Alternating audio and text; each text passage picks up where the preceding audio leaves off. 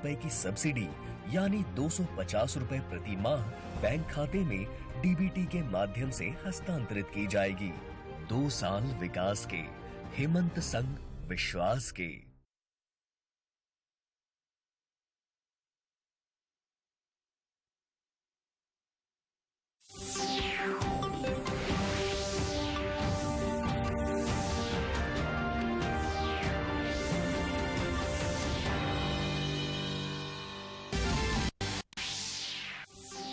प्रधानमंत्री नरेंद्र मोदी ने केंद्रीय बजट में स्वास्थ्य क्षेत्र के लिए किए गए प्रस्तावों पर आयोजित वेबिनार को किया संबोधित। कहा, हेल्थ केयर सिस्टम में एक हॉलिस्टिक अप्रोच को किया है। यूक्रेन में फंसे झारखंड वासियों की सहायता के लिए राज्य सरकार ने जारी किए हेल्पलाइन नंबर। लोगों ने केंद्र राज्य सरकार से जल्द वापसी की लगाई गुहार।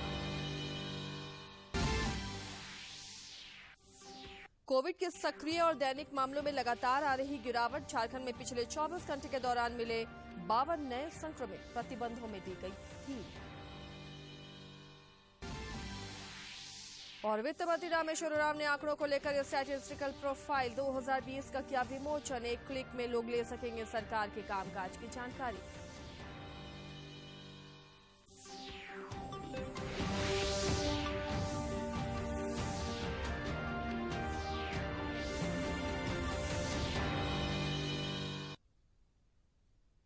नमस्कार, स्वागत है आपका खबरें झारखंड में। मैं हूं आसिया नाजली। खबरों में आगे बढ़ने से पहले एक जरूरी संदेश।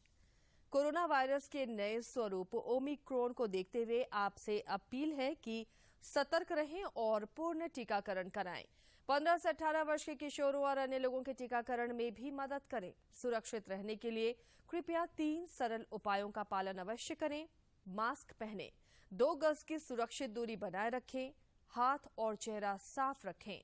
कोविड से संबंधित किसी भी जानकारी और मार्गदर्शन के लिए राष्ट्रीय हेल्पलाइन नंबर 011-2397-8046 और 1075 पर संपर्क करें। और अब समाचार विस्तार से। प्रधानमंत्री नरेंद्र मोदी ने आज केंद्रीय बजट में स्वास्थ्य क्षेत्र के लिए किए गए प्रस्तावों पर आयोजित वेबिनार को संबोधित किया। इस मौके पर उन्होंने कहा कि हमारा फोकस हेल्थ पर तो है ही, वेलनेस पर भी उतना ही अधिक है। बजट बीते 7 साल से हेल्थ केयर सिस्टम को रिफॉर्म और ट्रांसफॉर्म करने के हमारे प्रयासों को विस्तार देता है। और जो बजट के शास्त्र के जानकार लोग हैं वो इस बात को महसूस करते होंगे कि डे 1 से हमारी बजट हो या हमारी नीतियां हो, एक कंटिन्यूटी है और प्रोग्रेसिव अनफोल्डमेंट है। हमने अपने हेल्थ केयर सिस्टम में एक होलिस्टिक अप्रोच को एडॉप्ट किया है। आज हमारा फोकस हेल्थ पर तो है ही, वेलनेस पर भी उतना ही अधिक है। प्रधानमंत्री ने कहा कि Ayushman Bharat digital mission consumer और हेल्थ केयर प्रोवाइडर के बीच एक आसान इंटरफेस उपलब्ध कराता है।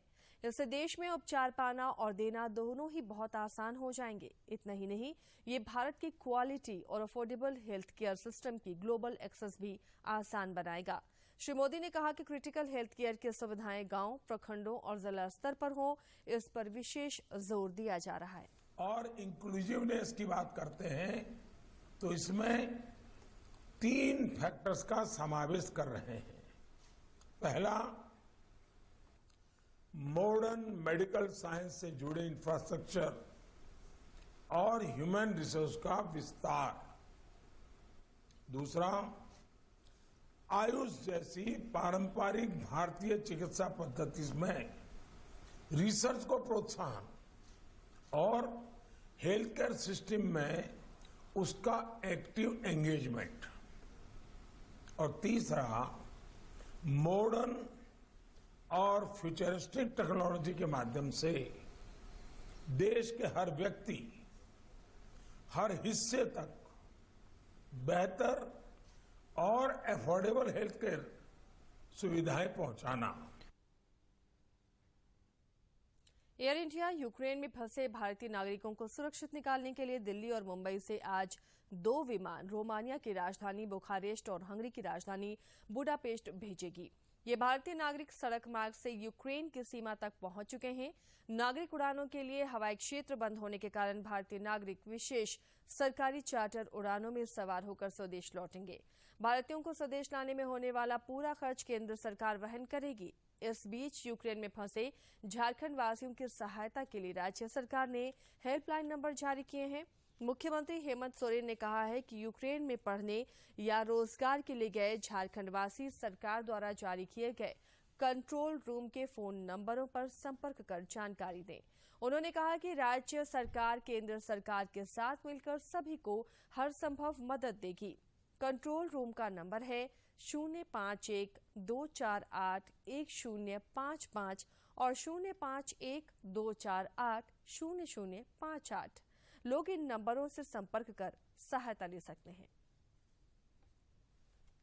उपराजधानी दुमका के 2 छात्र रूसी हमले के कारण यूक्रेन में फंसे हुए हैं, जिससे उनके माता पिता बेहद परेशान हैं।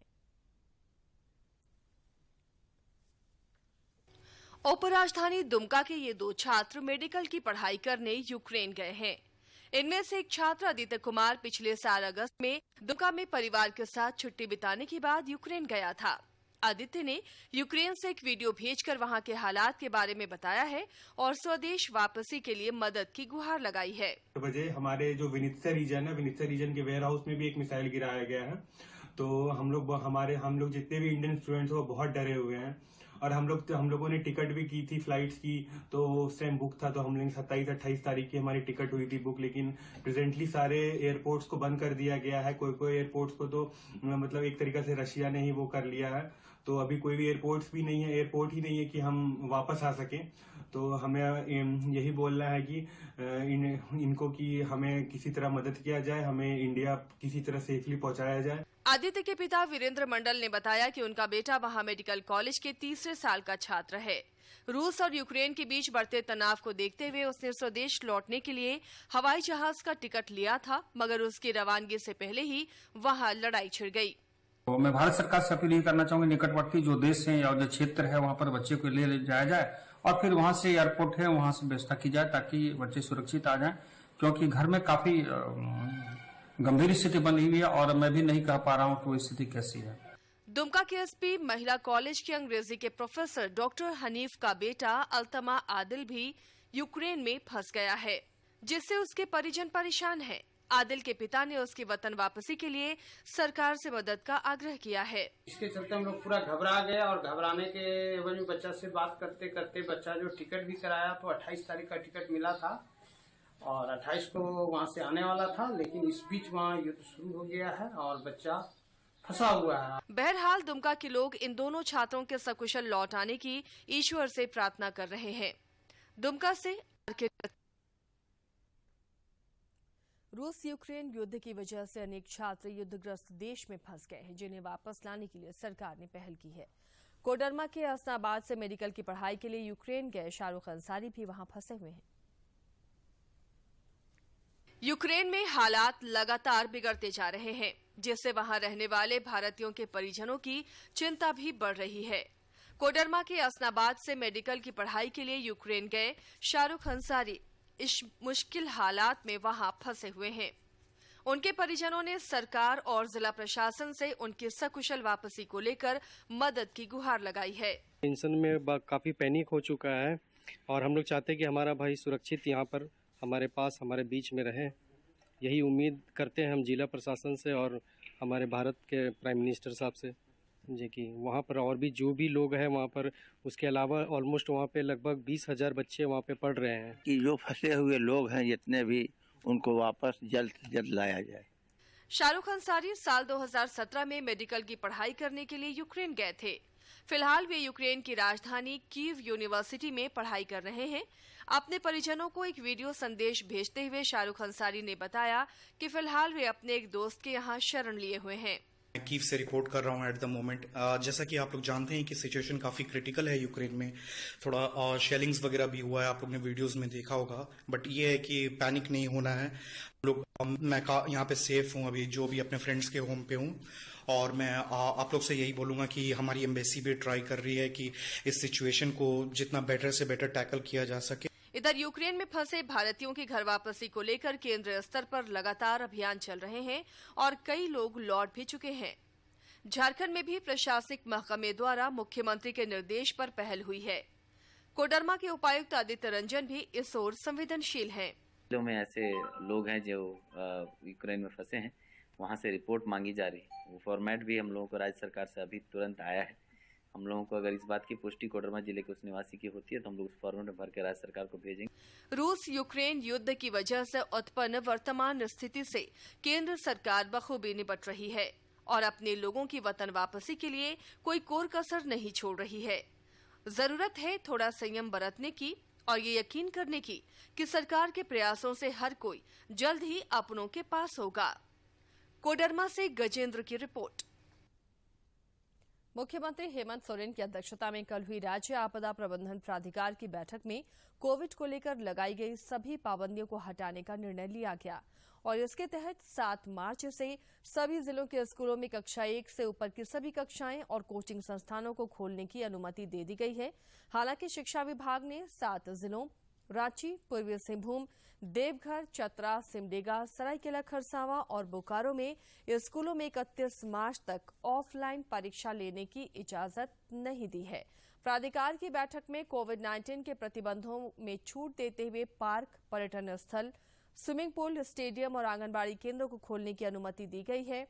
इसके साथ ही सभी दुकानें अपने सामान्य समय तक खुली रहेंगी और रेस्टोरेंट, बार, सिनेमाघर अपनी पूरी क्षमता के साथ संचालित होंगे।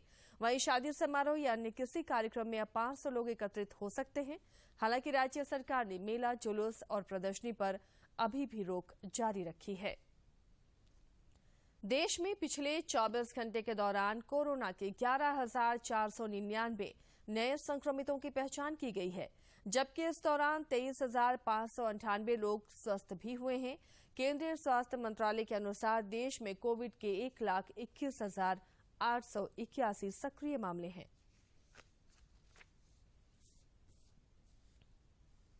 इधर झारखंड में कोरोना की रफ्तार बेहद धीमी पड़ गई है। स्वास्थ्य विभाग के अनुसार राज्य में कोविड के दैनिक और पॉजिटिविटी रेट में कमी आई है। पिछले 24 घंटों में कोविड के 52 नए मरीजों की पहचान की गई है, जबकि 85 संक्रमित स्वस्थ भी हुए हैं। इसके साथ ही राज्य में सक्रिय मामलों की संख्या घटकर 520 रह गई है। देश में कोविड के खिलाफ जारी जंग में टीकाकरण अभियान तेज गति से चल रहा है। केंद्रीय स्वास्थ्य मंत्रालय के अनुसार देश में अब तक 1,77,17,68,379 से अधिक कोविड रोधी टीके लगाए जा चुके हैं। केंद्रीय स्वास्थ्य मंत्री मनसुख मांडविया ने राष्ट्रीय पल्स पोलियो अभियान की आज शुरुआत की। मौके पर श्री मांडविया ने कहा कि बच्चे हमारे देश का भविष्य हैं और बच्चे सुरक्षित होते हैं तथा स्वस्थ होते हैं तो स्वस्थ भारत का सपना हम साकार कर सकते हैं। उन्होंने कहा कि दुनिया में पोलियो का एक भी केस दिखाई दे तो मैं मानता हूं कि हमें सतर्कता की आवश्यकता है और हमें इस पोलियो अभियान को जारी रखना है।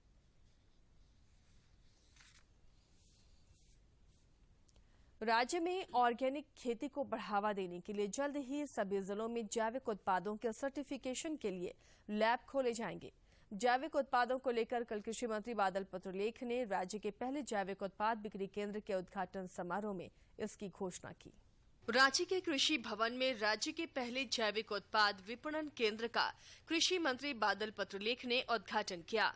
इस दौरान मंत्री बादल ने कहा कि किसानों की आय बढ़ाने के लिए सरकार सभी क्षेत्रों में काम कर रही है। सोच है और जिस पर हमने काम करना शुरू किया तो उसका ये आप पहला आउटलेट जो देख रहे हैं और इस तरह के और भी आउटलेट आपको आने वाले दिनों में दिखेगा। और झारखंड एक ऐसा स्टेट है जहाँ ऑर्गेनिक फार्मिंग की असीम संभावनाएं हैं, हम उस पर भी काम कर रहे हैं। इस दौरान कृषि मंत्री ने कहा कि राज्य में इस क्षेत्र में असीम संभावनाएं हैं। इसे देखते हुए महानगरों में भी इस तरह के आउटलेट खोले जाएंगे। आने वाले दिनों में जैविक उत्पाद का कैसे मार्केटिंग करें उसके बारे में भी हम गंभीरता से विचार कर रहे हैं। और यह आउटलेट जो गैराज में हमारे पदाधिकारी का सोच है कि उसको मूर्त रूप दिया। इस केंद्र में किसानों द्वारा प्रमाणित सब्जियों और अन्य उत्पादों की प्रदर्शनी भी लगाई गई। सरकार के इस प्रयास से किसान भी खुश नजर आए। पिछला 3 साल से जैविक खेती कर रहे हैं और जिसमें से कि हम लोग को पहले रासायनिक खेती करते थे। हम लोग उस समय अच्छी तरह से हम लोग को मालूम नहीं था और अभी ओफाज की तरफ से हम लोग को एक आउटलेट मिल गया है और जिसमें से हम लोग को अगला जो कि हमारे अनगढ़ा के सभी किसान इसमें लाके सब्जी अपना जैविक उत्पाद को बेचेंगे। जैविक खेती करते आ रहे हैं। उससे पहले तो हम लोग रासायनिक कर रहे थे, उसमें हम लोग का जमीन का बहुत नुकसान पहुँच रहा था, इसलिए हम लोग जैविक खेती 3 साल से करते आ रहे हैं। जैविक उत्पादन विपणन केंद्र के जरिए अभी सीधे तौर पर 800 से ज्यादा किसान जुड़े हैं। सरकार की योजना है कि जल्द ही इसके जरिए 5000 से ज्यादा किसान जोड़े जाएं। रांची से सरिता की रिपोर्ट। वित्त मंत्री डॉक्टर रामेश्वर उरांव ने कल रांची में झारखंड स्टैटिस्टिकल प्रोफाइल 2020 का विमोचन किया। मौके पर उन्होंने कहा कि आंकड़े जन कल्याण की योजनाएं बनाने के लिए अति महत्वपूर्ण होते हैं।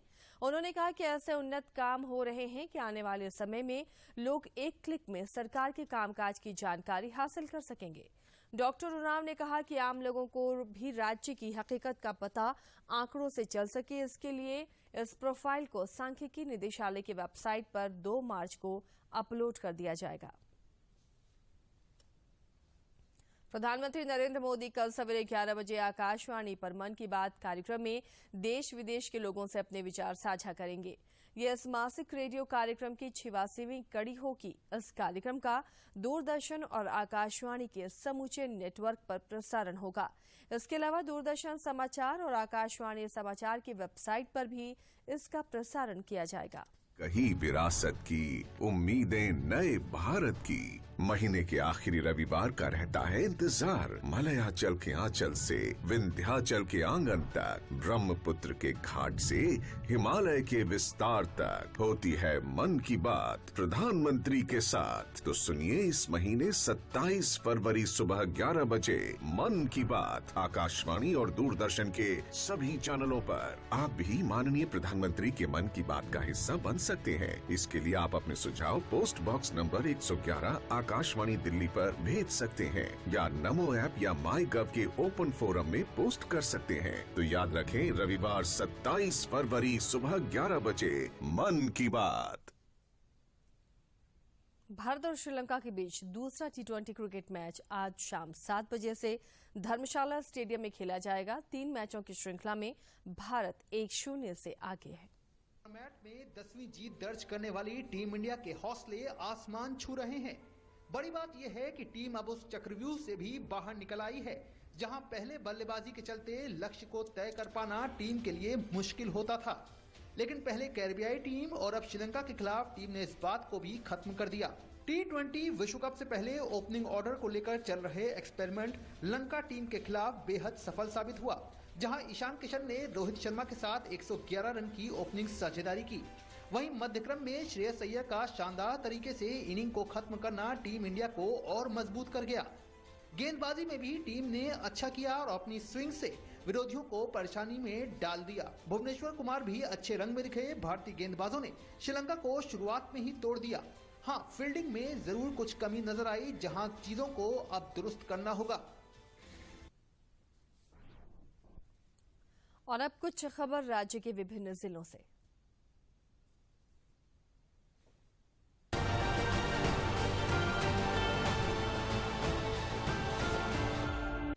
भाजपा के प्रदेश अध्यक्ष और सांसद दीपक प्रकाश ने अपने अध्यक्षीय कार्यकाल के 2 वर्ष पूरे कर लिए हैं। 2 वर्ष पूरे होने पर रांची स्थित प्रदेश भाजपा कार्यालय में प्रदेश पदाधिकारियों और पार्टी कार्यकर्ताओं ने प्रदेश अध्यक्ष का अभिनंदन किया। राज्यपाल रमेश बैस ने आजसू पार्टी के विधायक लंबोदर महतो के नेतृत्व में एक प्रतिनिधिमंडल से राजभवन में मुलाकात की। प्रतिनिधिमंडल ने राज्य में महाराष्ट्र और मध्य प्रदेश की तर्ज पर पंचायत चुनाव में पिछड़ी जातियों को आरक्षण देने के लिए चुनाव पूर्व ट्रिपल टेस्टिंग कराने के लिए कमेटी के गठन का आग्रह किया। जामताड़ा जिले में खराब मौसम के कारण बराकर नदी में नाव पलटने के मामले में अब तक एनडीआरएफ के गोताखोरों को कोई सफलता नहीं मिली है। एनडीआरएफ की टीम द्वारा शवों को खोजने का अभियान लगातार जारी है। मामले में डीएसपी जगदीश प्रसाद ने बताया कि एनडीआरएफ की दूसरी टीमों को भी लगाया गया है। नक्सलियों के खिलाफ चलाए जा रहे राज्यव्यापी अभियान को लेकर लोहरदगा जिले में पुलिस और सुरक्षा बलों के बीच उच्च स्तरीय बैठक हुई। बैठक में ऑपरेशन डबल बुल को जारी रखने का निर्णय लिया गया। लोहरदगा जिले के सुदूरवर्ती जोबांग थाना क्षेत्र के हरकट्ठा जंगल से सुरक्षा बलों ने नक्सलियों के खिलाफ सर्च अभियान चलाकर नक्सली संगठन के 20 अत्याधुनिक हथियार बरामद किए हैं। सुरक्षा बलों ने इस दौरान एक नक्सली को भी गिरफ्तार किया। चतरा जिले के सदर थाना क्षेत्र के ओटा गांव के ही एक परिवार के 2 सदस्यों की तालाब में डूबने से मौत हो गई।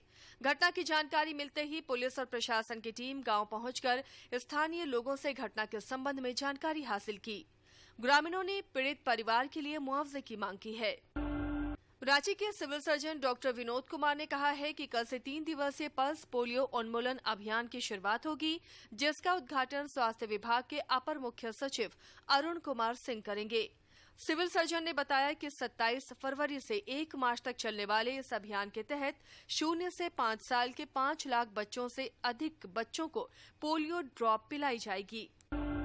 रांची नगर निगम के उप महापौर संजीव विजयवर्गीय ने जनता से किए वायदे को निभाने की दिशा में लगातार प्रयास किया है। इसी क्रम में उन्होंने निगम क्षेत्र के विभिन्न वार्डों में पड़ने वाले गाढ़वाल, चबूतरा और नाली निर्माण का शिलान्यास किया। झारखंड आंदोलनकारी संघर्ष मोर्चा की ओर से अपनी मांगों को लेकर रांची के बिरसा चौक से जगन्नाथपुर मैदान तक मानव श्रृंखला बनाई गई। इस क्रम में आंदोलनकारी नेताओं और पुलिसकर्मियों के बीच तीखी नोकझोंक हुई।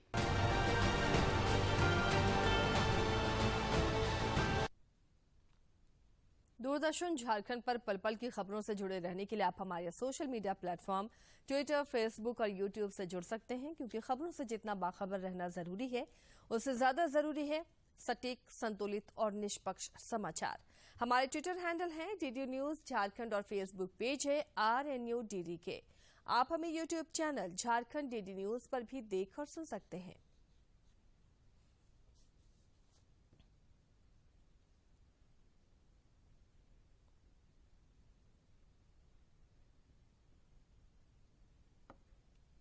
प्रधानमंत्री आवास ग्रामीण गरीबों और बेसहारों के लिए ये योजना किसी वरदान से कम नहीं है।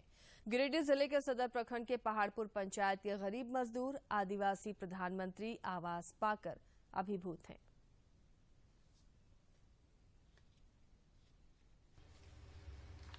प्रधानमंत्री नरेंद्र मोदी की महत्वाकांक्षी प्रधानमंत्री आवास योजना गरीबों के लिए लाभकारी साबित हो रहा है। गिरिडीह के पहाड़पुर पंचायत के चंदा ढाब की सरिता बास्के को भी इस योजना का फायदा मिला है। सरिता कहती हैं कि प्लास्टिक और कपड़ा से बने घर में वो पहले रहती थीं। बरसात में बहुत परेशानी भी होती थी, लेकिन अब घर मिलने से जिंदगी आसान हो गई है। इसी तरह गुड्डन मांझी और मुन्नी देवी जैसी जरूरतमंदों की भी जिंदगी भी आवास मिलने से आसान हुई है। पहले मिट्टी का घर था, बरसात का दिन पानी चुराया था, हम लोग को बहुत कष्ट में था। अभी सरकार दिया मकान तो बना रहे हैं। गरीब भी और एकदम खपरा के घर भी और प्लास्टिक से हमने कोई नियर से रह लिए तो एकरा में से देखिए हमने के सरकार दल को तो एकरा में हमने बड़ी खुशी होकर खातिर एकदम पूरा धन्यवाद दिया।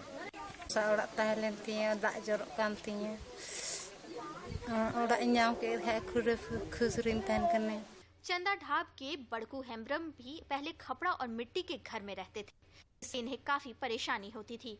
आंधी तूफान में छप्पर उड़ जाता था। कुछ इसी तरह की परेशानी चरखू और सुमित्रा जैसे लोगों की भी थी, लेकिन अब सरकार की ओर से घर मिला तो ये काफी खुश हैं। पहले कच्चा मकान में खपरेल के घर में आ लिए और अभी हमने के पक्का मकान मिल गया है, इसलिए सरकार के बहुत बहुत धन्यवाद दिल खोजाइए। खपरा का घर था और गरीब भी हैं, बहुत बारिश में बहुत तकलीफ हो रहा था हम लोग को, उसी वजह से देखो अभी सरकार के प्रधानमंत्री आवास योजना मिला है कि अभी इसकी वजह से हम खुश हैं। इस पहाड़पुर पंचायत में प्रधानमंत्री आवास और प्रधानमंत्री आवास प्लस योजना के तहत 465 आवास की स्वीकृति मिली है। इसमें से 300 मकान बन चुके हैं और शेष लोग अपने सपने का आशियाना पूरा करने के लिए लगे हुए हैं। पहले माटी का घर था, पानी बरसात का दिन में पानी गिरता था, चुता था, लेकिन अब सरकार ने दिया हम लोग कॉलोनी तो बनाए, ढलाई किए, बढ़िया से घर बनाए। सरकार देने चाहते हैं, धन्यवाद। इस योजना से गरीब मजदूरों की जिंदगी में बड़ा बदलाव आया है। गरीबों को अपना पक्का आसियाना मिल रहा है, इससे इनकी जिंदगी में बदलाव दिख रहा है। गिरिडीह से रमेश प्रभाकर की रिपोर्ट। सिमडेगा जिले के सुदूरवर्ती गांव में जंगल बचाओ अभियान की शुरुआत की गई और इस अभियान के तहत गैर सरकारी संस्था कृषक बंधु की ओर से ग्रामीणों को निःशुल्क फलदार और इमारती पौधे दिए जा रहे हैं। कृषक बंधु संस्था की ओर से सिमडेगा जिले में पर्यावरण संरक्षण के साथ साथ किसानों के आर्थिक सशक्तिकरण की दिशा में पहल तेज की गई है। इसके लिए जहां किसानों के बीच फलदार और इमारती पौधों का वितरण किया जा रहा है, वहीं उन्हें जैविक तरीके से खेती के गुर भी सिखाए जा रहे हैं। बहुत सा पेड़ पौधा दिया जा रहा है निःशुल्क। हुआ पेड़ में हुआ अमरूद, अनार, लीची, पेड़ पौधा जैसे लीची हुआ, आम हुआ, अनार हुआ, अमरूद हुआ, काजू हुआ और मिल रहा है। उसके बाद जो किसान जागरूकता में पौधा मिल रहा है। जैविक खेती करने के लिए बोला जा रहा है, जिसमें रासायनिक खेती को छोड़कर जैविक खेती, जैविक खाद बनाने ये सब बोला जा रहा है। इसमें हम लोगों को बहुत फायदा है, ज़्यादा फायदा है। कृषक बंधु संस्था के सचिव प्रभात कुमार ने बताया कि अभियान के माध्यम से लोग जंगल की रक्षा के लिए प्रेरित हो रहे हैं। पौधरोपण कर वे भविष्य में अच्छी आय प्राप्त कर सकेंगे। वहीं जैविक खेती मनुष्य और भूमि दोनों के लिए फायदेमंद साबित होगी।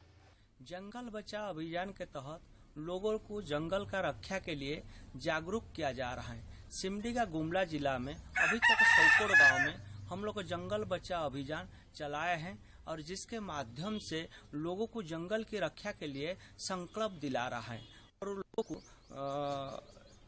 इमारती लकड़ी और फलदार पौधा का निःशुल्क वितरण किया जा रहा है। सिमडेगा जैसे आदिवासी बहुल जिले में जहां बड़ी आबादी वन उत्पादों और कृषि पर निर्भर है, वहां इस तरह के अभियानों की जरूरत महसूस की जाती रही है। उम्मीद की जानी चाहिए कि आने वाले समय में इन अभियानों का सकारात्मक असर दिखेगा। सिमडेगा से मनोज कुमार सिन्हा, मन्नू की रिपोर्ट। खबरें झारखंड में फिलहाल इतना ही, लेकिन चलते चलते एक बार फिर से नजर डालेंगे मुख्य समाचार पर। प्रधानमंत्री नरेंद्र मोदी ने केंद्रीय बजट में स्वास्थ्य क्षेत्र के लिए किए गए प्रस्तावों पर आयोजित वेबिनार को किया संबोधित। कहा, हेल्थ केयर सिस्टम में एक होलिस्टिक अप्रोच को किया है डेवलप। यूक्रेन में फंसे झारखंड वासियों की सहायता के लिए राज्य सरकार ने जारी किया हेल्पलाइन नंबर। लोगों ने केंद्र और राज्य सरकार से जल्द वापसी की लगाई गुहार।